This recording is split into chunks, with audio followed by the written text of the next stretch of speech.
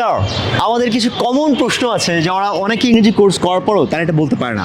প্রশ্নগুলো কি? তুমি আমাকে প্রশ্নগুলো বলো, আমি ইংরেজিতে ট্রান্সলেট করে হ্যাঁ, দিচ্ছি। তুমি কি করো? এটা হবে হোয়াট ডু ইউ ডু। তোমার বাবা কি করেন? What does your father do. মা হলে what does your mother do বলবেন।